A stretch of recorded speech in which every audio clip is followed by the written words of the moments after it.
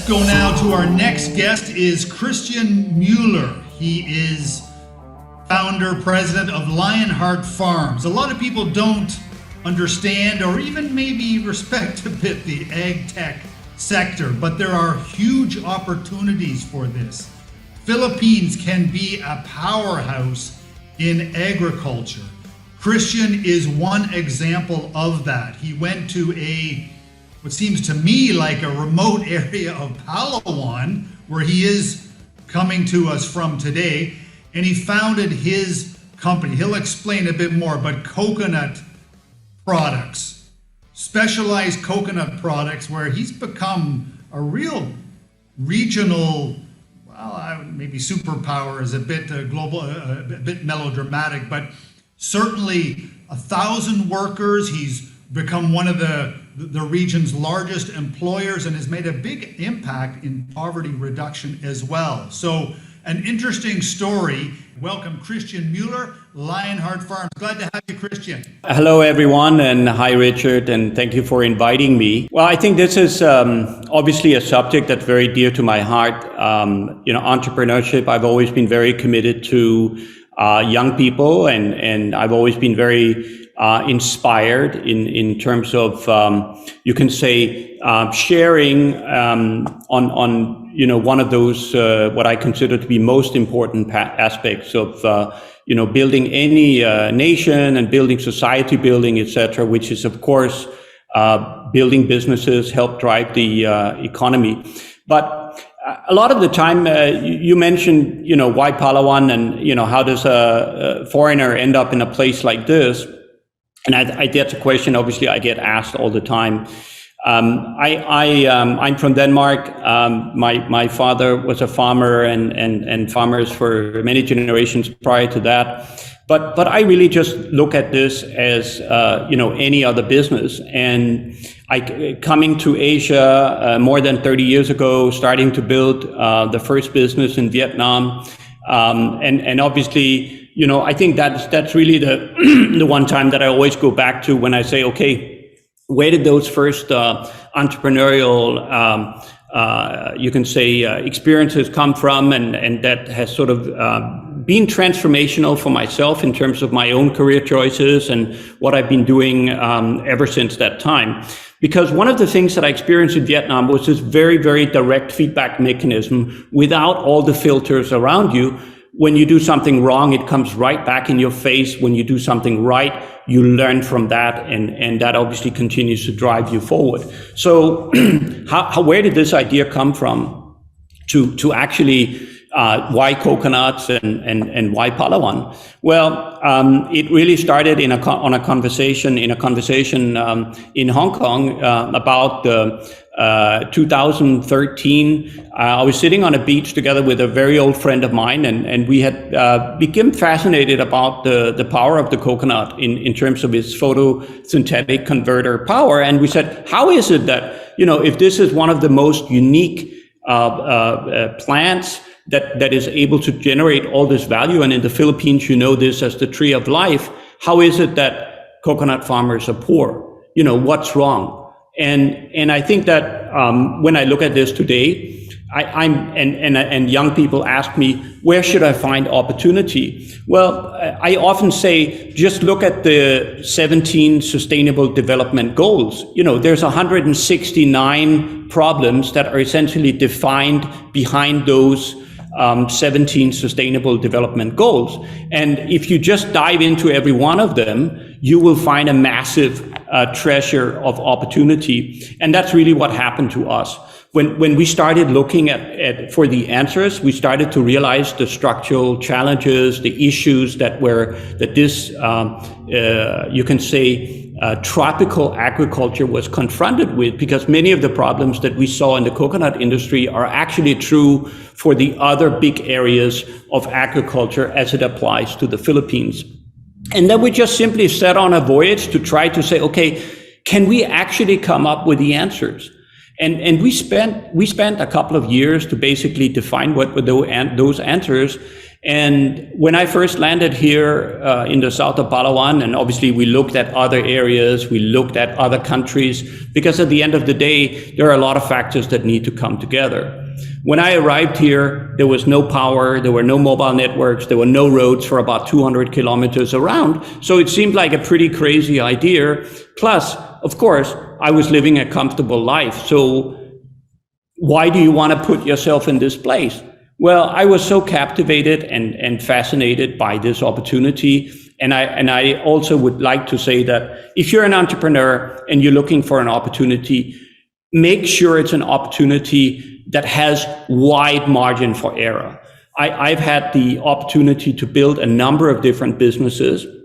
And I think that probably my number one takeaway on this is things are not going to go according to plan. You're going to need to build a plan. You're going to need to come up with, something that you can probably, perhaps even convince others that this is a good idea to do, but do not cheat yourself. Make sure you have lots of margin for error, because I don't care how many business plans you develop, things will never go according to plan. So being an entrepreneur is really about being prepared to constantly adapt to the situation. I have a few basic principles which I follow, and that is you have to ensure that there is direction and you have to ensure that there's movement. So every single day is really about making sure you maintain direction and making sure you have movement. And the point here is, of course, that there is no perfect one direction. It's like sailing, which is something I did as a young person back in Denmark. You cannot go straight against the wind. You can only go so close to the wind. And that's really what it's like. Life is like, as an entrepreneur, because the wind is always shifting. And you've got to find this way. Now, the other thing is, of course, I've been at this now for 6 years here in Palawan. Today, things are starting to look, you can say, more easy when other people look at it from outside. But every day when I work with, which is a fantastic team here in Palawan, and I'm actually probably my biggest surprise is being able to gather such an incredible crowd of young people with incredible appetite to help to build a business which is very anchored in both social and environmental values. And what I always look at with them is, make sure that we can drive the passion. Make sure we can get everybody to understand what it is that we want to try to do. And once you create that passion around direction and around movement, then it's a question of having respect for the fact that if you take a year, what are we talking about? We're talking about 50 to 52 steps. So imagine you're looking at a period of 5 to 6 years, you're really talking about just 250 to 300 steps. And if you have to, you can say, relive that experience, you need to be making sure that you make progress at every single step. So step out there, try to define what you want to do, and try to visualize. Visualization is super important to being an entrepreneur. And at every single step, you've got to do something that's meaningful. You've got to do something that moves you forward. And I think that's kind of the story about how Lionheart Farms emerged in such a relatively short period of time, and how we were able to, perhaps come up with one of those transformational concepts of how the opportunity within tropical agriculture can be realized and how the Philippines can become an agricultural superpower. We don't provide the only answer, we provide one of those answers, and we're excited about that future. Thanks, Christian. Now, Christian, could you just describe the kind of products that you create in your operation? Yeah, so we are obviously focused on the coconut industry. So when we look at the coconut industry, we really look at, okay, what's the most efficient way of harvesting? This is going back to what I said about this photosynthetic converter power of the coconut. And we harvest the sap from the flower of the coconut. And that's just simply because that is how we can harvest the most energy coming from the flower, as opposed to perhaps the energy that's lost from the coconut palm building the nuts. So we produce coconut sugar, coconut syrup, coconut aminos, and a whole portfolio of different seasonings and sweeteners. I see. And there was ready customers for these products? I mean, and you knew who they were? Like, how did you, I didn't think you did know who they would be.